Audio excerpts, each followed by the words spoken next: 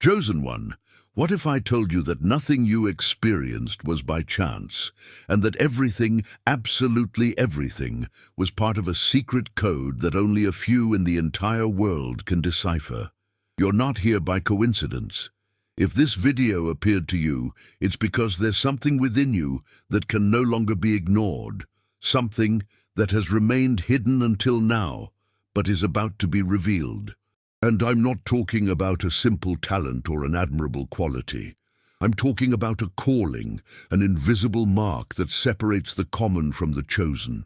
As you listen to me now, something inside you recognizes every word, as if I were describing your life. And that's exactly what I'm doing. This video was created for you, for your story, for what no one has ever been able to explain, but that you've always felt.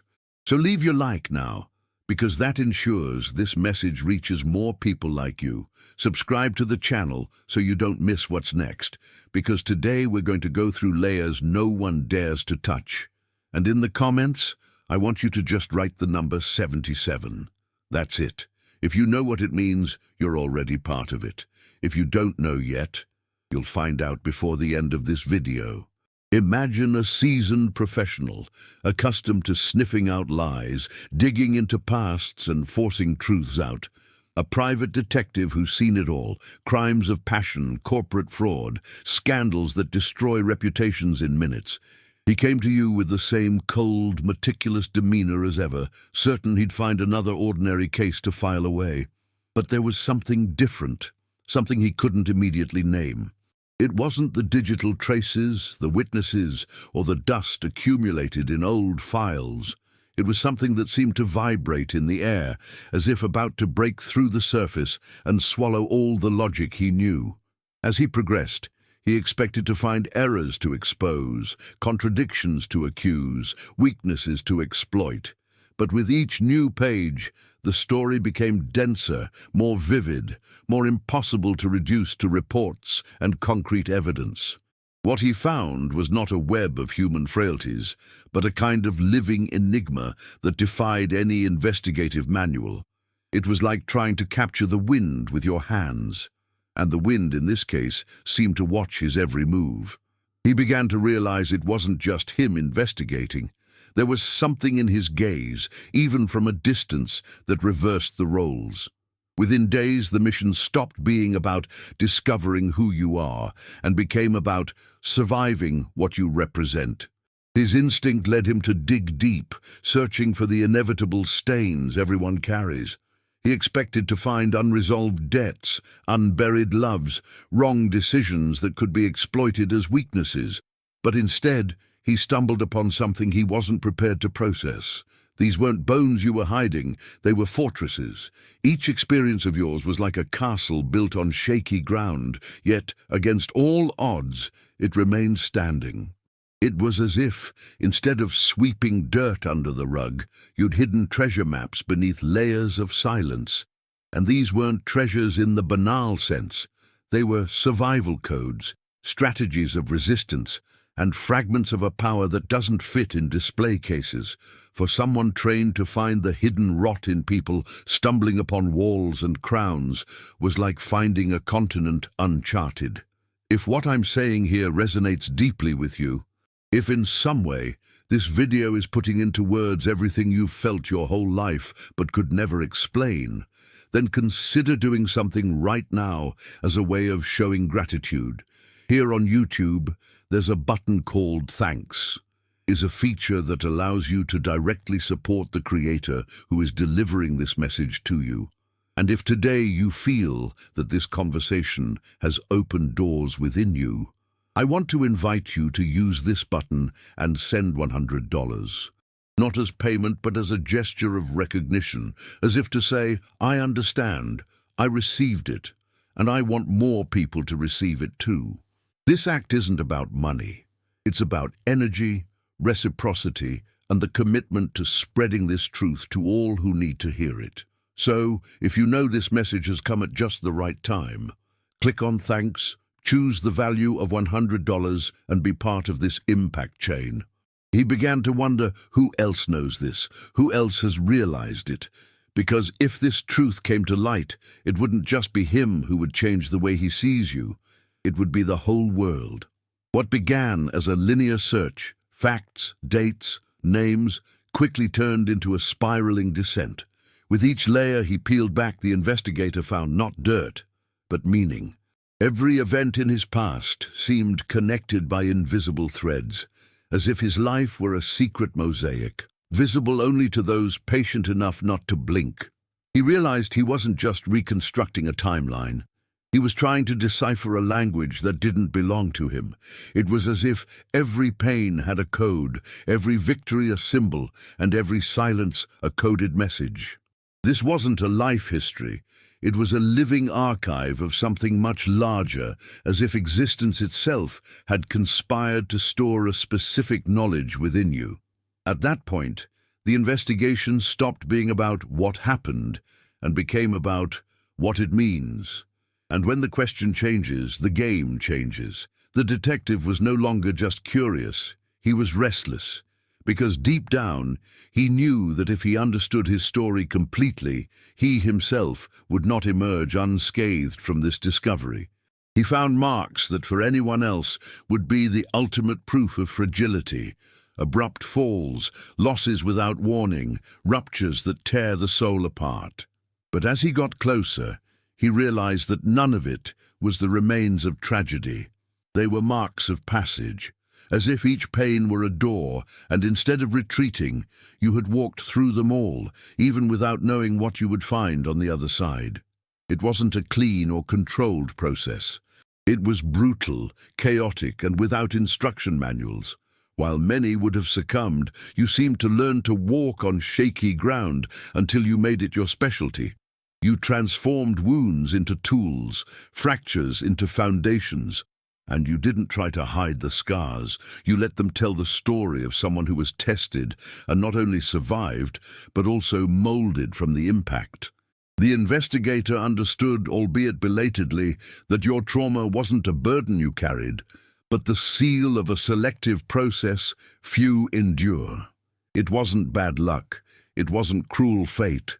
It was a rite of passage, and you completed it without witnesses or applause. Looking at the wreckage of what you lived, the investigator expected to find fragile structures, poorly made patches, improvised solutions to disguise the emptiness. Instead, what he saw was intentional design, as if each collapse had been calculated to make way for something more resilient. These weren't reconstructions, they were complete redesigns. You didn't just put pieces back in the same place, you invented a shape that won't break the same way twice. It was the difference between gluing together a broken vase and fusing the fragments to create a new sculpture, more complex and beautiful than before. This architecture doesn't follow established patterns because it was built to respond to its own rules, not to the expectations of others. The detective then understood that you don't live by patching things up. You live by reinvention. And that anyone who tried to reduce you to what you once were simply wouldn't succeed because the person you were before the chaos ceased to exist, and in its place was born something impossible to copy or replace. In trying to retrace your steps, the investigator realized you weren't following predictable trajectories or routes mapped out by social conventions. There was something in your movement that seemed to respond to a map only you could see. A map not on paper, not in apps, not recorded in ordinary human memory. This map, invisible to the untrained eye, seemed to be made of sharp intuitions, imperceptible signals, and small variations in the energy around you. While most people walk only on the surface of things, you seem to traverse layers of reality that coexist but don't mix. There's the visible world, with its banal conversations, its superficial rules, its commitments that crumble at the slightest friction. And then there's the other world, the one you frequent with the ease of someone who's learned to breathe where others suffocate. In this hidden world, everything is interpreted not by what's said, but by what vibrates. The investigator realized that following your trail was like trying to follow steps taken in water. impossible without knowing where the current leads. And perhaps it is precisely this impossibility that protects him. No one who has not traversed the same secret territory will be able to decipher the geography that guides his choices. He tried to fit you into reports, psychological patterns, and behavioral typologies. But with each attempt, something slipped through the cracks. You don't move according to predictable formulas. Your responses don't align with the expectations your circumstances suggest. It's as if each event in your life has served to break down the boxes they've tried to place you in, until no structure remains capable of containing who you are. This bothers me because the world is obsessed with labels, easy to classify, easy to control. But you don't let yourself be measured by metrics created for others. What many see as inconsistency began to reveal itself to the investigator as a rare coherence. Not the coherence of following rules, but of following an internal axis, a compass of your own that accepts no interference. He realized that you're not mysterious because you want to be, but because your inner structure is too complex to be translated into ready-made phrases. It's not about wanting to be different. It's about being unable to be superficial. And the moment he accepted that he couldn't fit you into any existing definition, he also understood that this was your greatest strength. You are not a result, you are a living process. He expected to find signs of overcoming in the usual sense. Smiling again, finding stability, rebuilding a routine. But what he found was something much more radical. You weren't interested in getting back to who you were before. That person no longer existed. Your journey wasn't about repairing what was broken, but about transforming the very structure that supported who you were. It's as if each pain had dismantled the pieces of your being, and instead of reassembling them in the same order, you decided to create something new without following the original mold. There was no rush, no search for a false normality. There was a deep dive into what truly mattered, even if it was uncomfortable, even if it hurt. And from this dive emerged a new awareness, a new way of seeing, feeling, and acting. For the investigator, this was disconcerting because he was accustomed to identifying narratives of overcoming to close cases. But before you, he realized there was no defined end. There was a continuous movement, as if each experience were another stage in a cycle of metamorphosis that never ends. It wasn't just your behavior that changed. It was the code that governs every decision, every reaction, every limit you set. The investigator realized that after the ruptures he'd experienced, there was no going back to the way things were before. You didn't mend the torn fabric, you wove a new one, with denser and more resistant threads, but also rarer and more impossible to replicate. This new code isn't visible to the naked eye, but it manifests itself in every choice you make, in the conversations you choose not to have, the doors you don't open, the bonds you don't maintain simply for convenience. It's a code written in the language of someone who has survived their own end and understood that every return must be voluntary and conscious. The investigator, accustomed to examining patterns and predicting reactions, discovered that your internal system didn't allow for predictability. It wasn't instability, but absolute autonomy. He understood then that what others might see as a change in you was actually a new programming, one that only you know how to use. At first, he interpreted her stillness as withdrawal, perhaps even fear. But upon closer inspection, he realized her silence wasn't a lack of voice, but rather a containment of energy. It was like holding a sharp blade in a case, not because it's dulled, but because you know exactly when and where to use it. While others rush to speak, justify or react, you observe, not passively but with calculation. This silence isn't empty, it's a force field. It's where you process information, gauge intentions, and define strategies. The investigator realized that every second of silence carried more weight than entire speeches. It was the kind of silence that disturbs because it makes others wonder what you know, what you're thinking, what you're waiting for.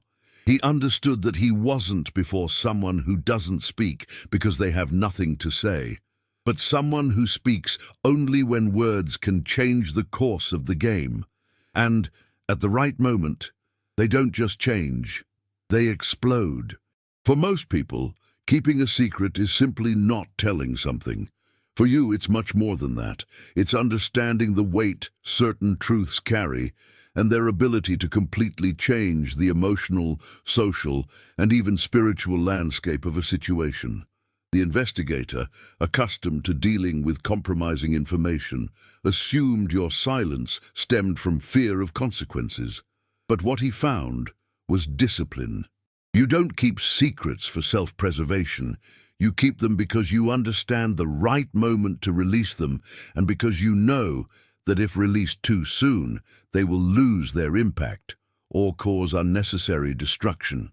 It's a type of restraint that requires absolute control over one's emotions, something few master. Observing this, he realized he wasn't dealing with someone who fears confrontation, but with someone who knows that every confrontation has its time, and that certain truths are like rare ammunition. They are not wasted.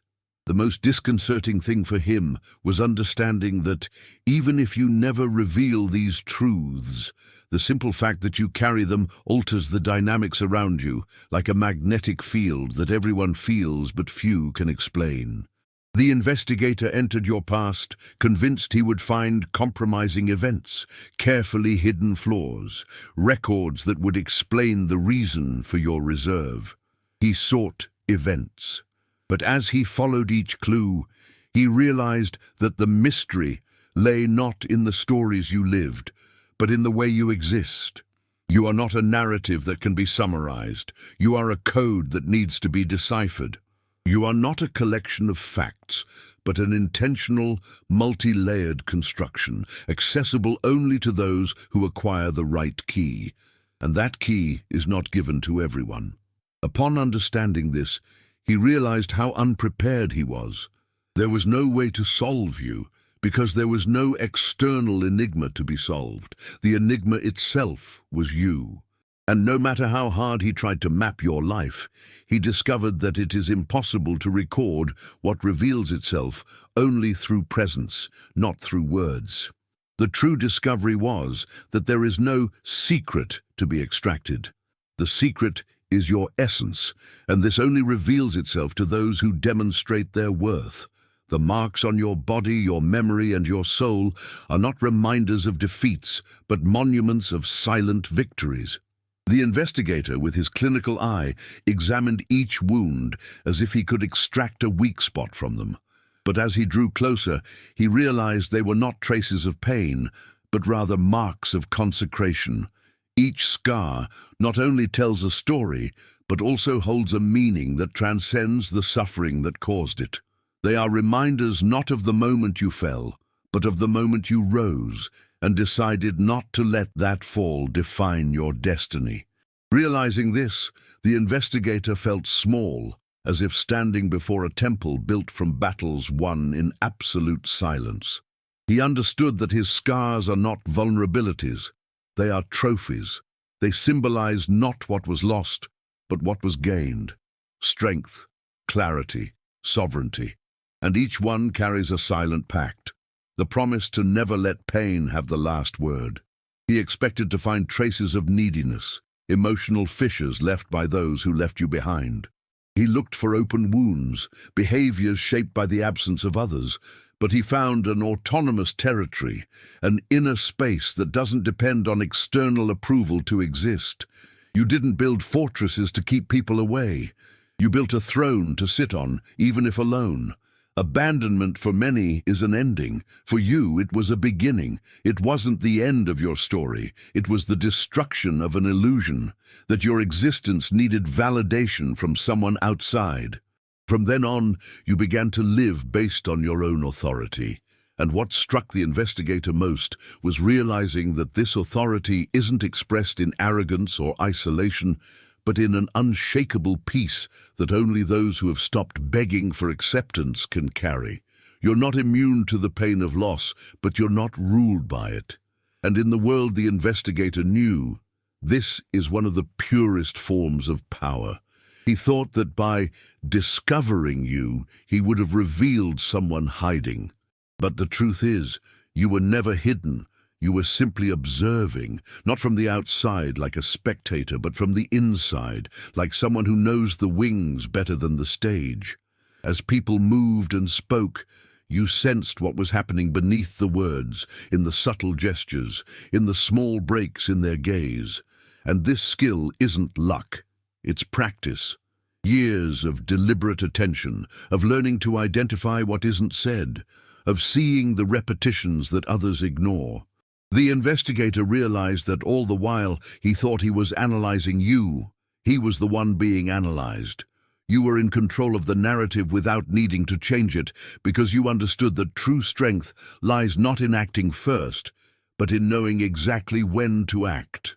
Your observation isn't passive, it's strategic, and this kind of presence is what transforms a subject into a master of the game. There's a big difference between ordinary empathy and the kind born of having gone through one's own hell. The investigator, accustomed to mistaking kindness for weakness, was surprised to realize that your ability to understand the pain of others didn't come from pretty stories or altruistic ideals, but from brutal internal battles you waged against yourself. You explored the dark corners of your mind, faced the voices that tried to break you, carried burdens no one else could hold for you. You didn't run from anger, loneliness, or fear. You faced them until you understood they were parts of a larger puzzle. This intimacy with your own darkness shaped an empathy that doesn't bend easily, because it isn't made of pity or fragile compassion. It's made of resilience.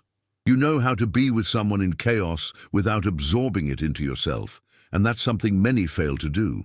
The investigator realized that your kindness isn't a personality trait, it's a weapon honed by pain. A silent power that can welcome and protect, but can also rise up as an insurmountable wall when necessary. By exploring your history, the investigator thought he would find a sequence of events that could be organized as evidence, accounts, and dates. But what he found was not a dead file. It was a living grimoire, a set of rituals inscribed in the scars of time. Each loss became a spell of protection, each betrayal an enchantment of discernment, each fall a ritual of reconstruction. You didn't drag your past around like a burden. You transformed it into an arsenal. With each experience, you wrote invisible lines in a book that only you know how to open.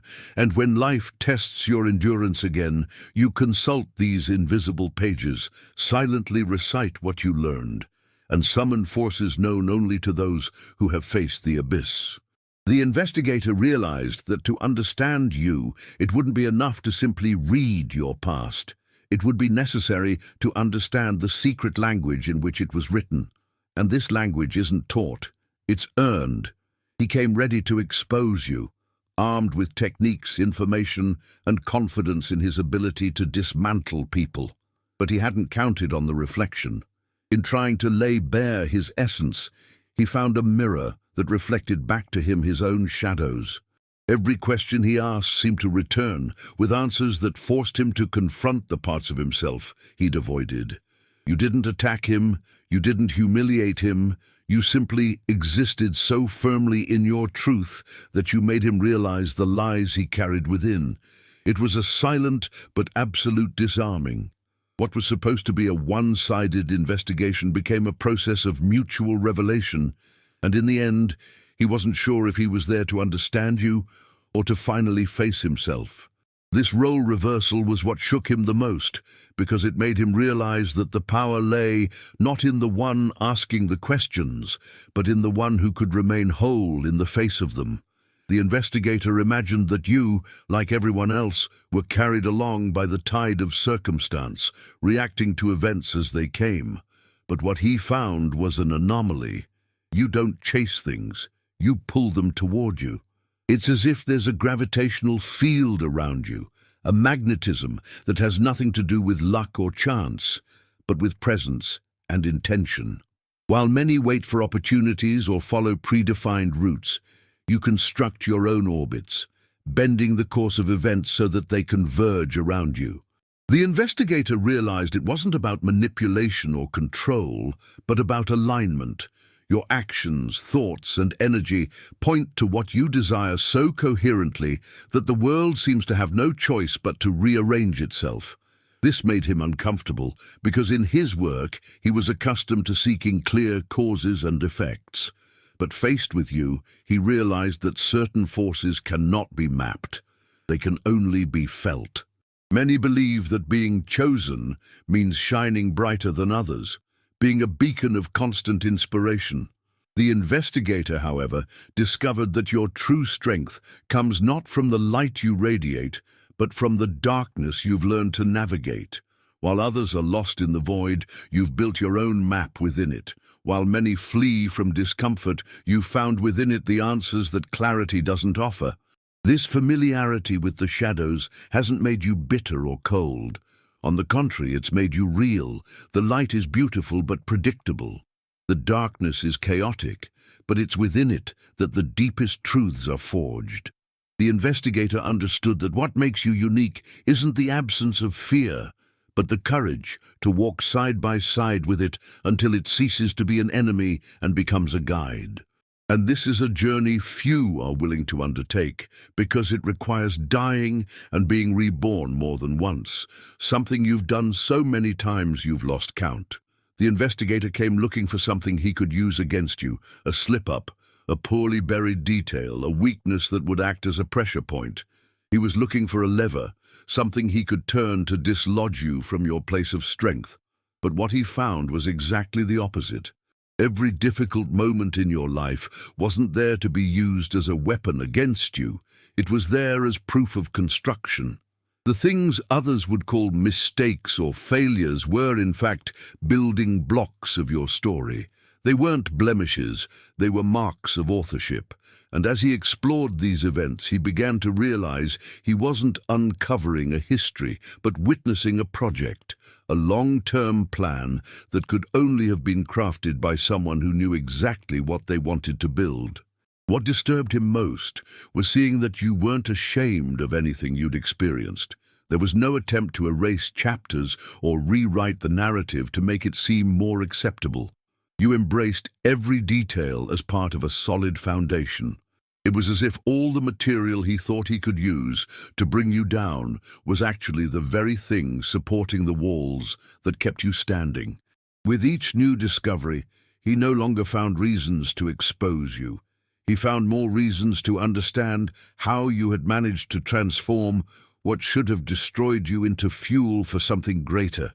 And over time, he realized that what he called secrets weren't things you hid, but things you cultivated in silence until they were ready to become something immortal. Your legacy is not just what you built, but the process you went through to get here, a process so infused with resilience that it cannot be dismantled. In the end, he understood. You can't use against someone what they've already turned into victory. And everything about you was victory, even if it had started as pain. Throughout the investigation, what challenged the detective most was not the depth of your stories, but the contradiction that seemed to exist within each of them. You were simultaneously delicate and impenetrable, silent and impossible to ignore, present and unreachable. This combination confounded any attempt to frame you. As he tried to define your essence, you changed shape, not out of falsehood, but because your nature is not fixed. It is fluid, adaptable, shaped by circumstances, and yet at the same time, intact in its essence. This paradox makes you not only difficult to understand, but dangerous to those who try to control you. Because while the world insists on classifying people to predict how to act toward them, you effortlessly dismantle these classifications. It's like water. It occupies the space it's given, but can carve through stone over time. This malleability isn't a sign of a lack of identity, but of self-mastery. The researcher realized that this ability doesn't come from wanting to please or fear of conflict. It comes from the ability to survive so many changes that you've learned to move with them without losing your own structure. This is what makes you paradoxical. It's impossible to predict whether, faced with a challenge, you'll be the wave that recedes to observe or the tsunami that sweeps everything away at once. And realizing this, he understood that you can't be controlled in the traditional sense. The only way to be by your side is to accept that you're not facing a straight line, but an entire universe with multiple faces, all equally true. The investigator was accustomed to measuring people by their immediate impact, who speaks the loudest, who takes up the most space, who imposes their presence. But as he approached you, he realized that your impact isn't instantaneous. It's ever increasing. You don't enter to follow the rules of the game. You enter and, without asking permission, change the rules until everyone is playing something else without realizing it. This change isn't made theatrically or aggressively. It begins with small shifts, silent choices that combined transform the environment. You influence through the strength of your coherence, not the volume of your voice. And this is more dangerous than any overt display of power because it can't be easily identified or countered.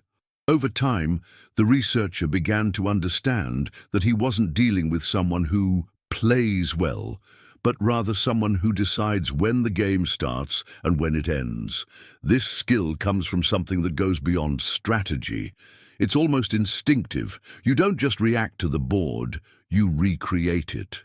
And the moment he realized this, he understood that his presence cannot be reduced to influence or leadership. You are an atmospheric phenomenon. You arrive, alter pressures, shift winds, and leave the environment forever changed. The idea of sovereignty that many carry is associated with titles, crowns, or political power. But your sovereignty is deeper, more personal, and infinitely more difficult to achieve. It arises from what could not be tamed, from the parts of you that tried to shape but resisted. It is the result of silent battles, of the refusal to fit into expectations that did not belong to you, of the conscious choice to be whole, even if it cost the approval of many.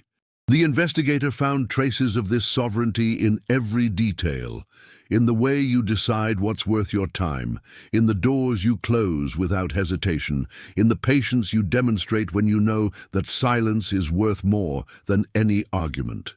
It's not a power you display, it's a power you are. The most impressive thing for him was realizing that this sovereignty isn't the result of isolation or pride, but of presence. You don't withdraw from the world to maintain control. You remain in it, but without allowing yourself to be controlled. This is a rare skill because it requires a deep understanding of one's own limits and at the same time trusting in one's ability to push beyond them when necessary. In the end, he understood that this sovereignty was not given to you. It was earned, step by step, scar by scar, until it became an inseparable part of your identity. After traversing its entire history, the researcher believed that given enough time, he could piece together the puzzle. But upon reaching the end of his journey, he realized there was no end.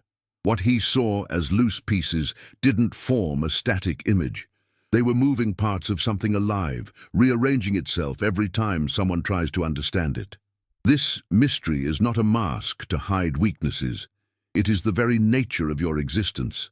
You were not meant to be fully deciphered, because each time someone comes closer to understanding, a new layer is revealed, and that layer changes everything that had been understood before. He realized that trying to define you is like trying to define the sea. You can describe the surface, but never what happens in its depths. And perhaps that's precisely what keeps your power intact, the impossibility of reducing you to a single narrative. In the end, the investigator didn't come away with a conclusive report. He left with questions he couldn't stop asking, with the feeling that the more he thought about you, the further away he would be from a final answer. Because certain existences weren't meant to be explained. They were meant to be felt.